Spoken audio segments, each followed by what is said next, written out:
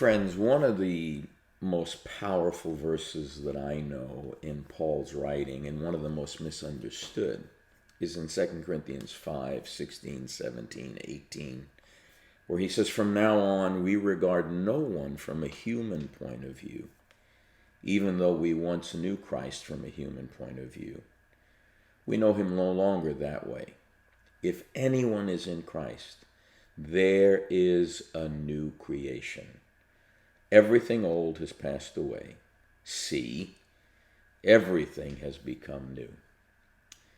I'm not sure we see everything has become new, because I'm not sure we recognize that Christ, in his very being, fully God and fully human, reconciled all things to himself, and that in his death and burial put away the old creation, and in his resurrection he issued forth new creation.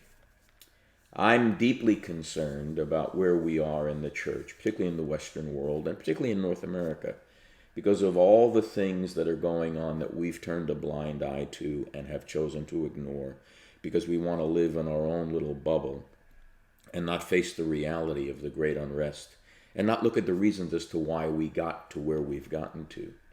We turned Jesus into a CEO and the church into a McDonald's franchise, and we've turned pastors into celebrities that perform on Sunday mornings and have very little awareness of how to rightly divide the word of truth. We've turned the cross into an instrument that's a weapon to curse our enemies and to bless anyone who agrees with us.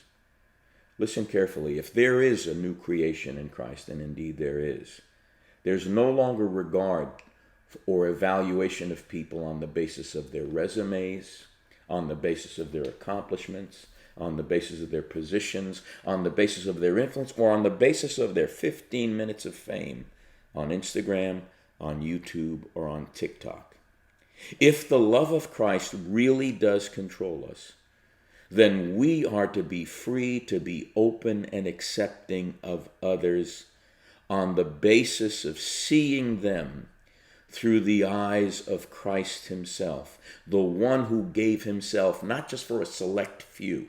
Pardon to all my Calvinist friends who believe they are the elect and everyone else is going to hell because they don't say it the way they say it. Christ died for every single human being. That doesn't eliminate their need to choose him. But it does mean for those of us that are ambassadors of Christ, we treat them as being reconciled to God, and we love them where they are. Old things passing away includes all the standards of judgments that we have carried in an old consciousness that we think we have a right to hold on to. Standards of judgments about race, social status, wealth, prestige, title. None of those things matter, but we've made them matter in the way we've carried ourselves in the Western church. New creation overthrows all human judgment, class, prejudice, stereotypes, misconceptions.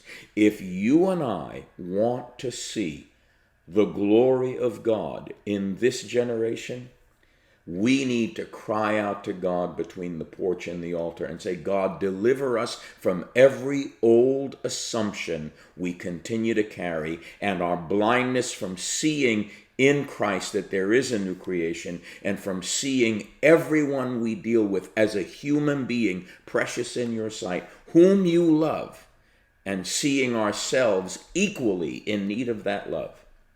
If I give up hope for any human being, I'm giving up hope for myself as well.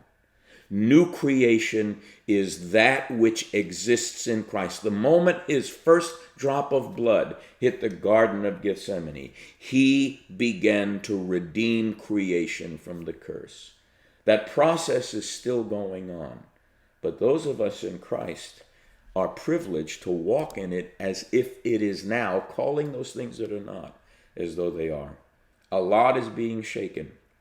A lot of things that, had we been paying attention, we could have said, if we keep going here, this is going to get worse. Now we're in the middle of it, and we want to have our plows turned into weapons.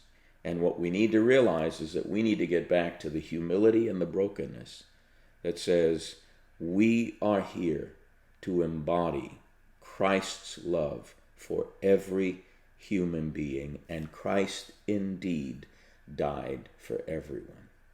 And if we can remember that, we just might treat everyone as the human beings Jesus made them to be. And we just might have hope to see them come home to God the Father in his everlasting love. Have a great weekend.